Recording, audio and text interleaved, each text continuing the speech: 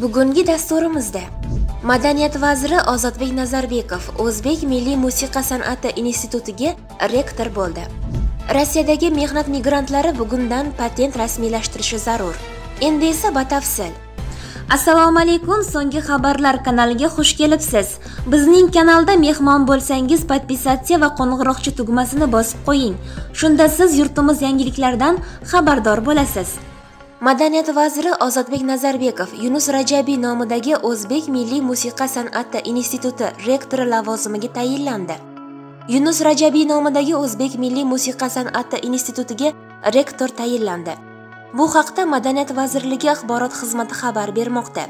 Qayd etilishicha, O'zbekiston Respublikasi Madaniyat vaziri Ozodbek Nazarbekov Yunus Rajabiy nomidagi O'zbek Milliy musiqa san'ati instituti rektor lavozimiga tayinlandi. Endilikda Madaniyat vaziri rektorlik faoliyatini ham birgalikda davom ettiradi.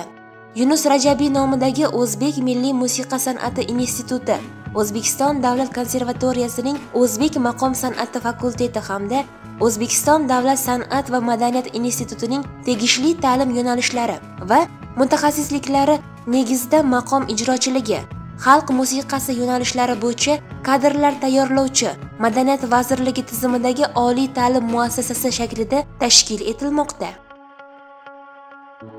16-iyundan boshlab Rossiya hududida chet el fuqarolarining ishlash huquqini beruvchi ruxsatnoma, shu jumladan patent rasmiylashtirish zarur bo'ladi. Koronavirus infeksiyasi keng tarqalishi xavfi munosabati bilan 2020-yil 18-aprelda qabul qilingan Rossiya prezidentining 274-sonli farmoniga muvofiq mamlakat hududida chet el fuqarolarining qonuniy bo'lishi huquqini beruvchi barcha hujjatlar, shu jumladan patentlarning amal qilish muddati 2020-yil 15-iyungacha uzaytirilgan edi.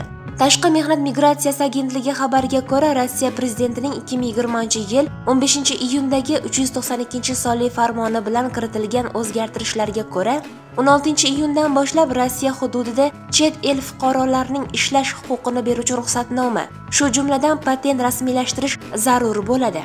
Shuningdek, farmon bilan chet el fuqarolari va fuqaroligi bo'lmagan shaxslarning Rossiya Federatsiyasida vaqtincha bo'lish, vaqtincha yoki doimiy yashash joyida ro'yxatda turish muddatlari 2020-yilning 15-sentyabrigacha tugashi ko'zda tutilgan bo'lsa, ushbu muddatlarni tugatmaslik, Rossiya Federatsiyasidan ma'muriy tartibda chiqarib yuborish to'g'risida qaror qabul qilingan chet el fuqarolari va fuqaroligi bo'lmagan shaxslarning mamlakatdan ixtiyoriy chiqib ketish, deportatsiya qilish muddatlarini 2020-yilning 15-sentyabriga qadar uzaytirish belgilangan.